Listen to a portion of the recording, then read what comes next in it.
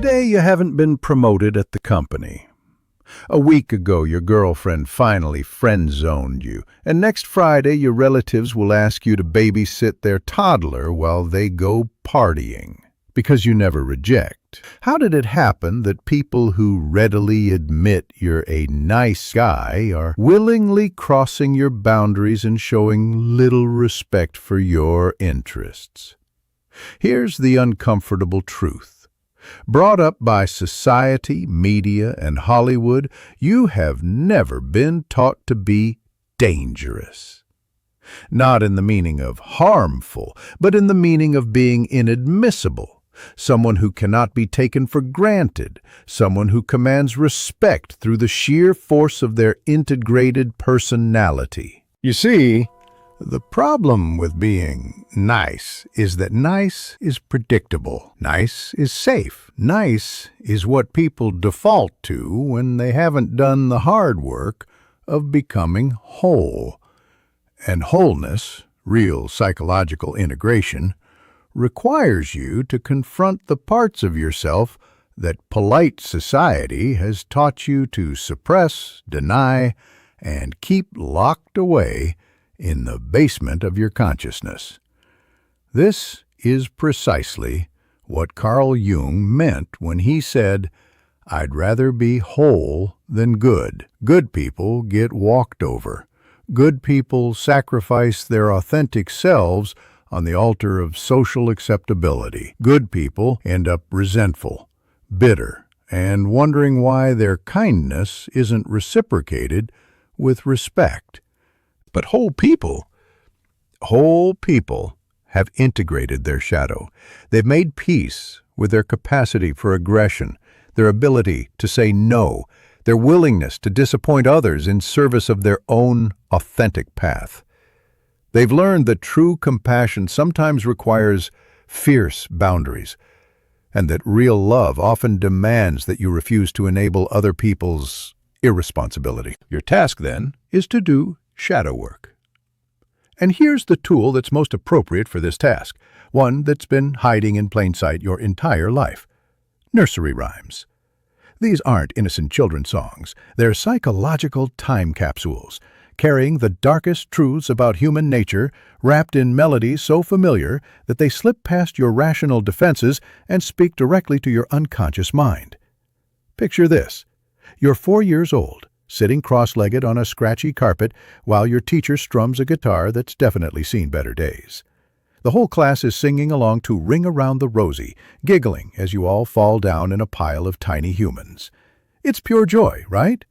Innocent childhood fun. Except you're literally singing about the Black Death. You know, that little pandemic that wiped out a third of Europe's population in the 14th century?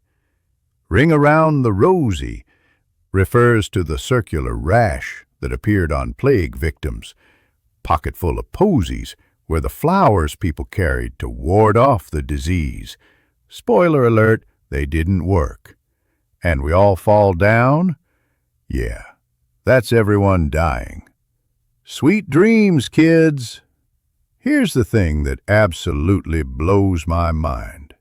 Somehow, we collectively decided that the best way to entertain children was to teach them songs about death, violence, political upheaval, and social collapse. I mean, let's take a quick tour of the greatest hits from our childhood songbook, shall we? There's Mary, Mary, Quite Contrary, which is actually about Queen Mary I of England and her fondness for torturing Protestants. Those silver bells and cockleshells were medieval torture devices, by the way. London Bridge is Falling Down celebrates the collapse of infrastructure and the failure of civic responsibility. Three Blind Mice is a delightful little ditty about religious persecution and mutilation. And don't even get me started on Georgie Porgie.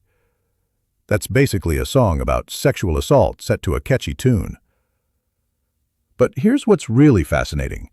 We kept singing them. Generation after generation, we passed down these dark little capsules of human experience disguised as children's entertainment. Why? What is it about these morbid melodies that made them stick around for centuries? The answer, I think, lies in something Carl Jung figured out a long time ago. We don't just have a conscious mind that thinks pretty thoughts and makes grocery lists. We also have what he called the shadow, all the parts of ourselves and our collective human experience that we'd rather not acknowledge. The shadow includes our capacity for violence, our deepest fears, our shame, our rage, our vulnerability, and yes, our intimate relationship with death and suffering. It's everything we've been taught is inappropriate or too dark or not suitable for polite company. But here's the thing about shadow material. It doesn't disappear just because we ignore it. It finds other ways to surface. And one of those ways, apparently, is through nursery rhymes. Think about it. These songs gave us a socially acceptable way to explore themes that were otherwise taboo. Kids could sing about death and disaster and violence, but it was just a game, just a song, just innocent fun. The dark content was there, but wrapped in such a familiar, comforting package that nobody had to consciously acknowledge what they were actually engaging with. It's brilliant, really. Our ancestors found a way to pass down essential information about the human condition, that life is uncertain, that people in power can't always be trusted, that bad things happen to good people, that everything we build will eventually fall apart. But they packaged it in melodies so catchy that kids would beg to hear them again and again. Now, if you're new to the concept of shadow work, let me give you the crash course. Shadow work is basically the practice of paying attention to all the stuff you usually try to ignore about yourself and the world. It's looking directly at your fears, your prejudices, your unhealed wounds, your capacity for harm, and your deepest vulnerabilities. Sounds fun, right? Actually, it kind of is, once you get the hang of it. Because shadow work isn't about becoming a better person, although that sometimes happens as a side effect. It's about becoming a more complete person.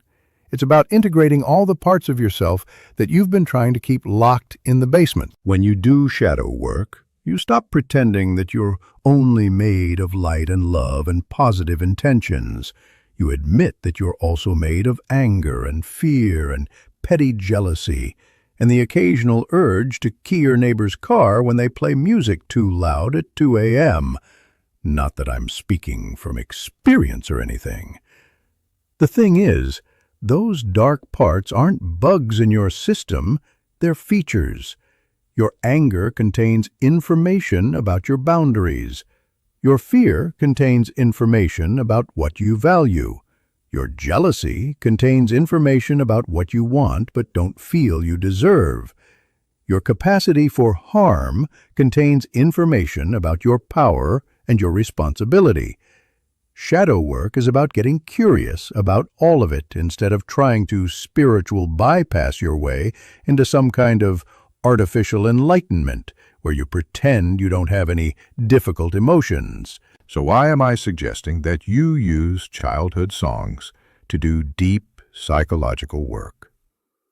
Because these rhymes are already shadow work tools.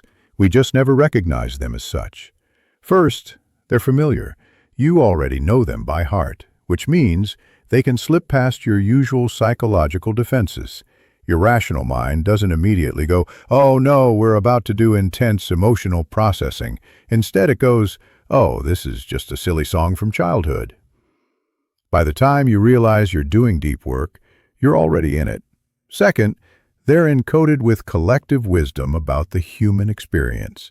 These songs survived for centuries because they contain essential truths about life, death, power, vulnerability, and resilience. They're like little time capsules of human psychology, carrying forward insights from generations of people who faced uncertainty, violence, political upheaval, and social collapse. Third, they connect you to your own inner child, not the sanitized, Disney-fied version of childhood innocence that our culture prefers, but the real inner child, who was always much wiser and more aware than the adults around them gave them credit for. The part of you that knew, even at 4 years old, that something about these songs felt important, even if you couldn't articulate why. And finally, they're communal. These aren't individual therapy sessions we're talking about. They're shared cultural touchstones. Shadow work isn't about feeling better. It's about feeling more honest, more complete, more aware of the full spectrum of human experience that you carry within you. You're going to encounter parts of yourself that you've been avoiding. You're going to bump up against fears you didn't even know you had. You're going to recognize patterns in your life that you've been unconsciously repeating for years, maybe decades. But you're also going to discover resources you didn't know you possessed, strength you didn't know you had, wisdom that's been waiting in your shadow, overlooked because it didn't fit your idea of who you thought you were supposed to be.